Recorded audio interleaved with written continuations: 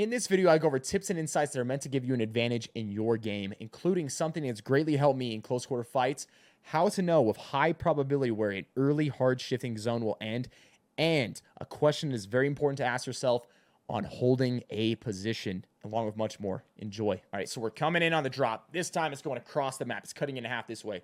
I jump out to the left here. Only one other team ends up landing with us. Right. I really like Countdown. It's a good spot. You can always get armors there. But typically on Countdown, you're going to have to fight. Someone had just recently came in and asked, how can I make it easier on myself to rank up? Make it easier on yourself by not having to take a fight right off the bat. If you don't fight early, your odds of making it further and getting into top 10s goes up significantly. Use your mic. It's one of the biggest things. Communicate. Teams that communicate with each other and choose to use their microphone, you got such an advantage over everybody else.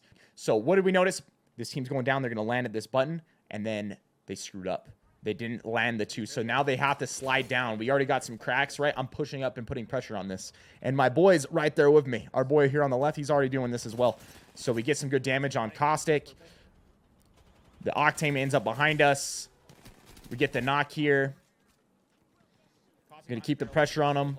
Great job by our Maggie pushing up on the left as well. We pinch this Caustic, take him out, make the push on the Pathfinder.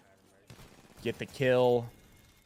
Get the res whenever we're looting up, especially after fights, paying attention to sound because it's not impossible at this point that you're going to get third parties. Often Countdown's a spot that people like the third party, right? Almost always, some reason, people don't land landslide. Like, if you really wanted a free loot spot, is it the best loot in the world? No. You could land landslide for free almost every time. It's so often that people don't even land at this spot. So we push up and we hear them gunfighting. What do? I see this team on the right. The other team they're shooting at. You can hear them, and you can see the bullets flying. They're up on the hill near that little building.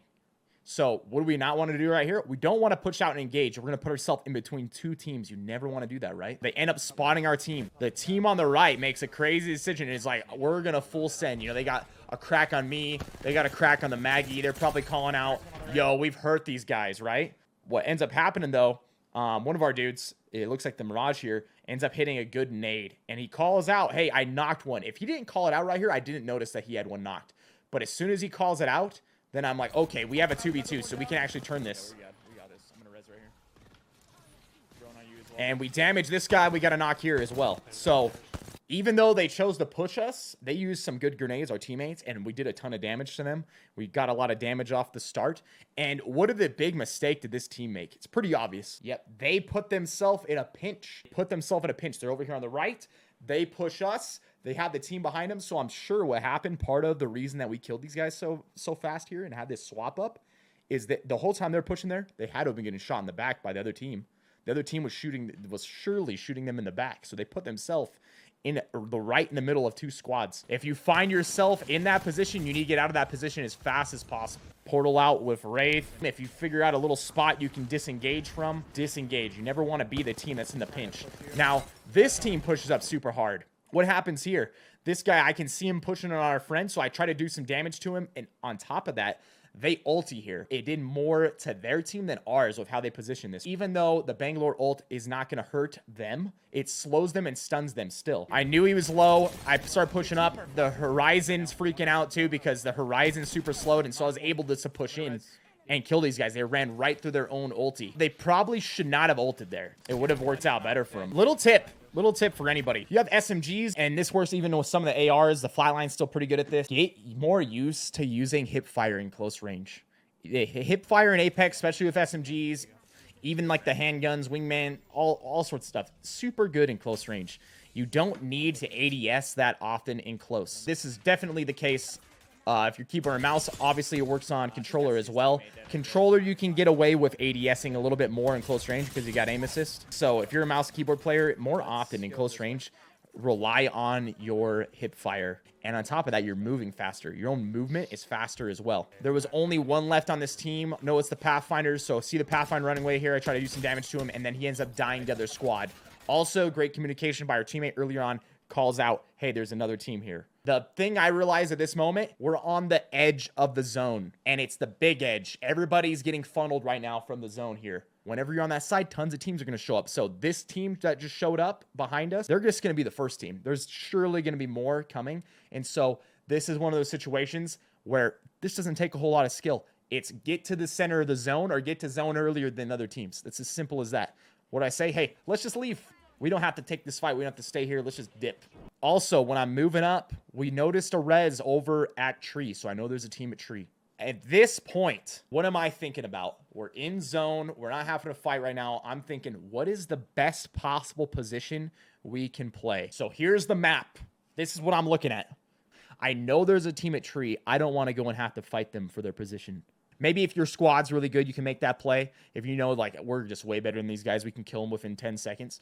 You're making a risk, though, because the risk is you're not able to finish the fight that fast. One of them gets away, delays the fight, you get third-partied. Like I just said, often, a lot of teams are out around the edge. We got ahead of a lot of teams here. This is how we were able to make this play. Whenever a circle hard shifts, likely it's going to keep hard shifting. That's in the vast majority of games I played. I've been playing Battle Royale for 8+ years. And I'll tell you what, the vast majority of the time, if it hard shifts, it's going to hard shift likely again. The reason, say the zone was this big, or however big it was to begin with, and it hard shifts. Why is it hard shift? The zone is having to do that for it to end down here. The vast majority of the time, if you bet on that, you're going to be right. And so I'm thinking to myself already, this zone, even though I haven't seen it yet, I'm thinking it's ending right in here. Where can I position us? Right on top of this cliff at high ground. What's the info I have?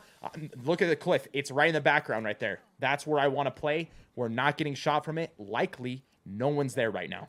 Why is no one back here? Because we got into the zone much earlier than everybody else. Now we're in this position.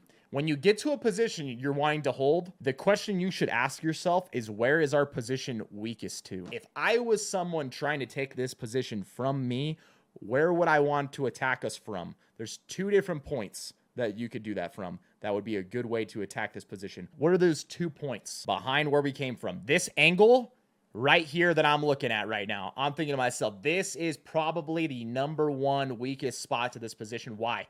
Because you're backed up against a cliff.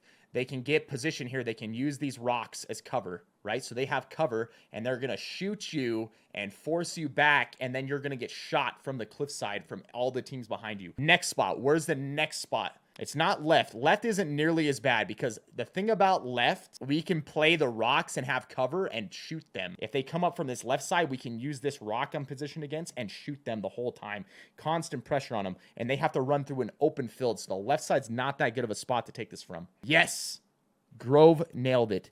Lift from the front side. You can go underneath through the tunnel, horizon, Pathfinder, zipline, different ways, octane pad, and attack from below. When I'm playing here, what am I immediately thinking? I need to make sure no one comes back here behind us and kills us from this spot. And I need to make sure if I hear people below, that I tell my team, get ready for them to jump up on it. Whenever you're playing a position, ask yourself, what are the 2 weakest spots? And you need to pay attention to those. I noticed one team to the left.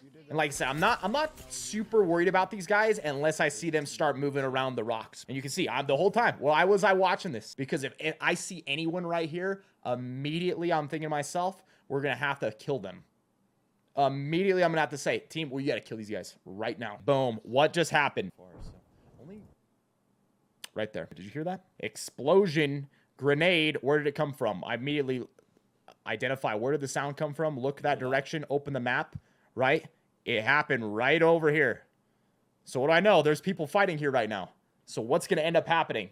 These guys end up fighting here. What are they going to do after they win the fight? They're going to push up, likely. They could choose to push up and take this spot right here. And if they take that spot, guess what's going to happen? We're freaking screwed. So instead of holding this, we're going to be proactive, and we're going to go take this spot back right here. So I tell the team, hey, let's move. Let's go and hold these guys out of the zone. Now, this is where something interesting happens. Boom. Perfect. This was such a big calm by this guy. Our random, whoever you are, bro, Mr. Mirage, you freaking nailed this, bro. This team's trying to move in behind us. What's going to happen? We're going to be in a pinch. What do we have to do at this point? We're going to have to engage this team and kill them. These guys are behind us, are distracted. They're fighting. If we wait and delay it all, the fight ends behind us and they have a chance to come and kill us. And the reason we can make this play, the other team behind us is distracted. So immediately I'm like, all right, we got to kill these guys. And in my head, I'm like, we need to kill them as fast as possible.